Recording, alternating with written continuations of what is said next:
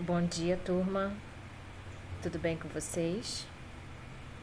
Hoje a gente vai dar continuidade à nossa apostila no H9, mas teremos aí agora um novo bimestre, né? Módulo 4, quarto bimestre.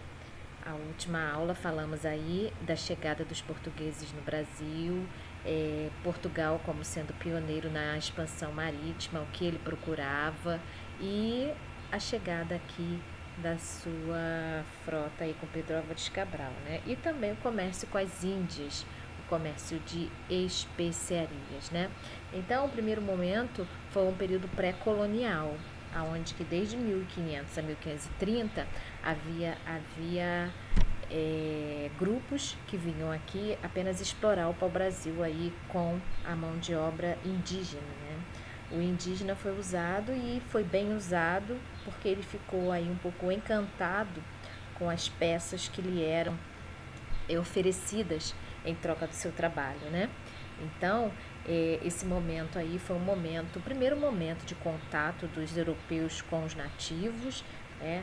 Onde a gente tem a exploração do pau-brasil, não é uma ocupação definitiva, mas já havia aí ocupação. Então, a preocupação de outros países virem aqui tomar posse da terra fez com que também a decadência, né, do comércio com as especiarias foi um dos motivos aí que levaram Portugal a fazer essa montagem da empresa colonial, né, vir para cá definitivamente colonizar propriamente dito, que antes a gente chamava pré-colônia brasileira.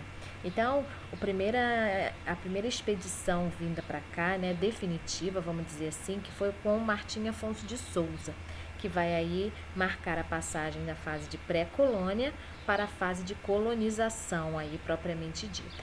E o produto escolhido para ser produzido aqui no Brasil foi o açúcar, né? Por que o açúcar, né? Porque aí a gente tem 4 motivos do porquê do açúcar. Era um produto em larga aceitação na Europa, que podia ser vendido aí a ótimo preço, porque não havia muita concorrência, havia abundância nas terras férteis aqui do Brasil, um clima favorável, um solo massapê encontrado aí no Nordeste, que era tudo propício aí ao cultivo da cana. Os portugueses já tinham a experiência disso quando plantou nas ilhas do Atlântico, aí próximo à África, no início das suas expedições marítimas, né? E além do mais, tinha aí o financiamento dos holandeses, que garantiu aí o investimento necessário para poder fazer aí os seus engenhos, né? Visto que Portugal não teria condições de fazer isso sozinho se não tivesse aí a parceria dos holandeses, né? Então, a instalação da empresa agrícola colonial destinava-se, isso é importante, atender às necessidades da metrópole e também da burguesia, né, metropolitana. Por quê? Porque aqui vamos dizer que são terras de extensão da metrópole que é Portugal. Então, se lá precisa de açúcar, aqui tem que produzir açúcar. Então, o comércio da colônia vai de acordo com as necessidades da metrópole.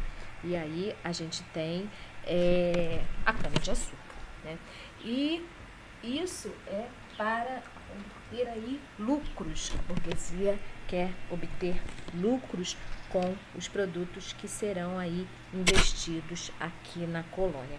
Mas para isso, esse produto tem que ser plantado em larga escala, né? Se só Portugal produz o açúcar, então tem que ser muito açúcar. E por isso produzido em larga escala. E aí a gente chama de monocultura. É uma monocultura a plantação ou o investimento em um único produto. E neste parágrafo tem uma palavra que eu coloquei em vermelho aqui, que durante o texto a gente vai entender melhor. Plantation significa a plantação de um único produto, a monocultura, a mão de obra utilizada, que foi a escrava, e o latifúndio. Então, essas 3 palavras significam aí plantation. O sinônimo, né, ou o resumo, né? E nós temos então aqui a mão de obra utilizada foi a escrava E eu já havia marcado aqui na outra coluna a monocultura e o latifúndio. Então essas três palavras vai aí definir o plantation, que foi aí o tipo de trabalho colocado aqui na América, né, por Portugal. Havia pessoas assalariadas? Havia, mas eram poucos. Eram aí os capatazes que estavam aí no engenho tomando conta dos escravos, né, mas não aí em grande quantidade. Mão de obra escrava, né? Os índios também foram escravizados, mas durante o período colonial, mas a preferência era a mão de obra vinda da África, porque era lucrativo. Então, fazer tráfico de escravos era lucrativo, né? Lucrava-se com a venda de escravos. Por isso, a grande quantidade de escravos vindo para cá. E também por Portugal dominar a costa africana, né? Então, a unidade básica da produção de açúcar era o engenho. Era um local onde se moía cana, se produzia açúcar, né? Então, a finalidade do engenho era produzir açúcar, porque era o artigo que interessava para Portugal, o comércio europeu. Não havia um mercado interno que demandasse aí uma variedade da produção. Por quê? Porque os engenhos eram autossuficientes, produziam o que precisavam, né? E como eu já falei, tem as características da monocultura, plantação de único produto, eram grandes fazendas, né, com a mão de obra escrava. Isso é o plantation, né?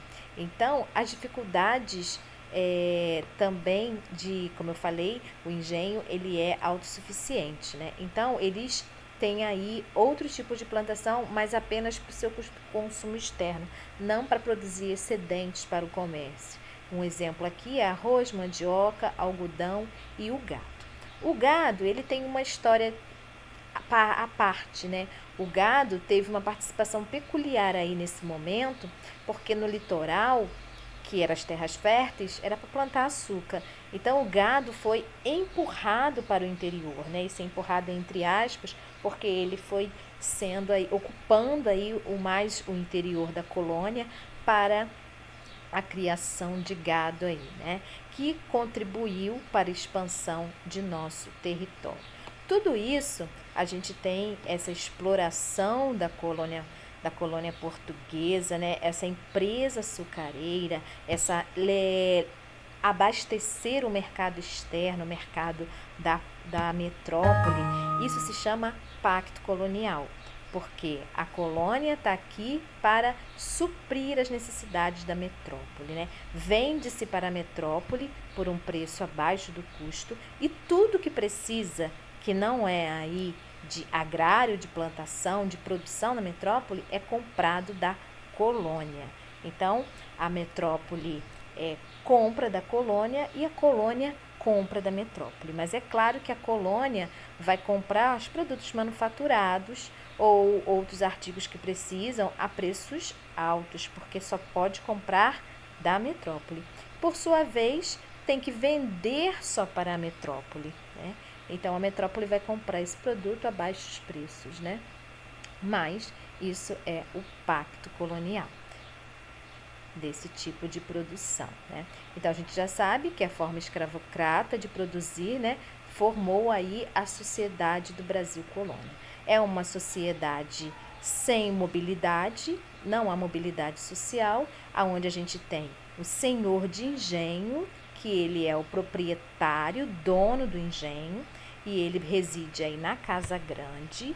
E no engenho a gente também tem os escravos.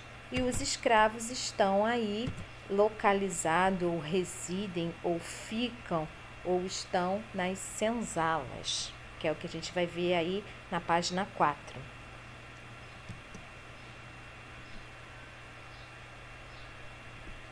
Podemos virar a página para dar continuidade. Então, como eu falei aqui na outra página, né? Outra grupo social, os escravos, e estes se abrigavam na senzala. A economia açucareira, então, foi a primeira forma de produção colonial brasileira.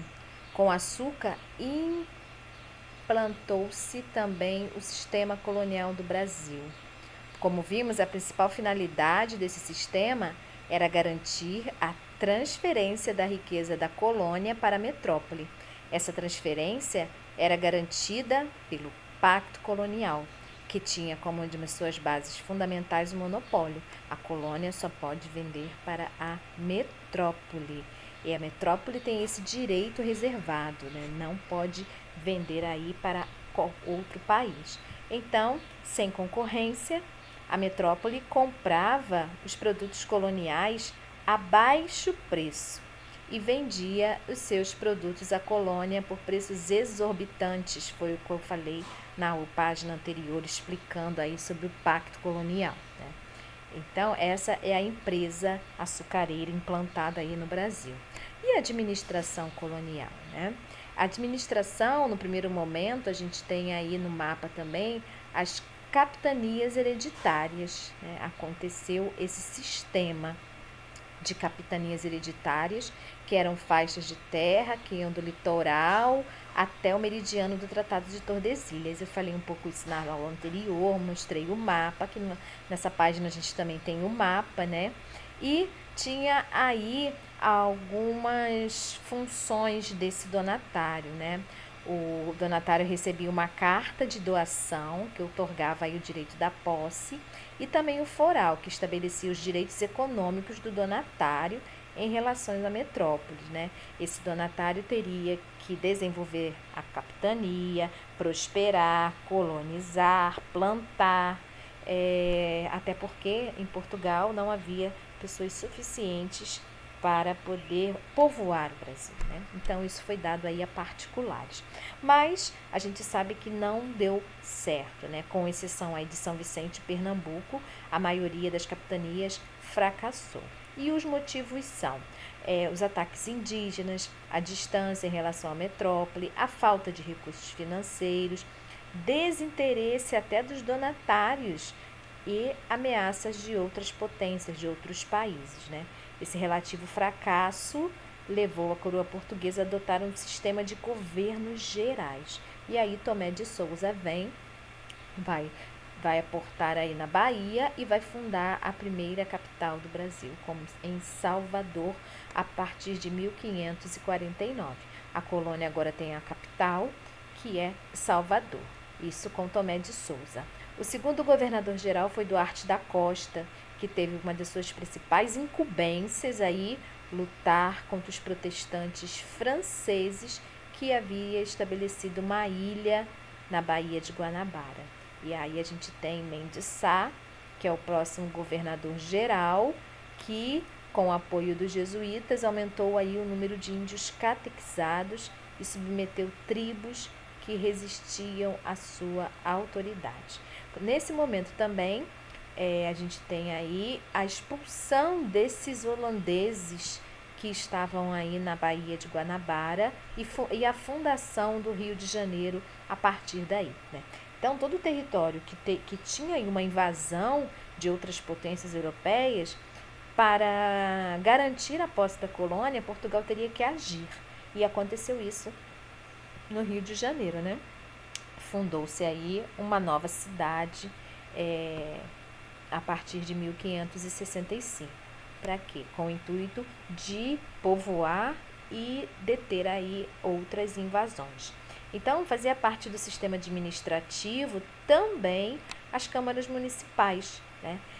Localizada aí nas vilas. E as câmaras municipais era composta aí pelos homens bons. Perceba que homens bons estão entre aspas, né? Que esses homens bons eram aí os grandes proprietários de terra, os donos dos engenhos, né? Os produtores de açúcar. Então é importante frisar que as atividades urbanas naquela época eram insignificantes, pois o centro da vida colonial era o engenho. Então, o retrato do Brasil no primeiro ciclo econômico, quer dizer, no segundo ciclo econômico, o primeiro foi o pau-brasil, né?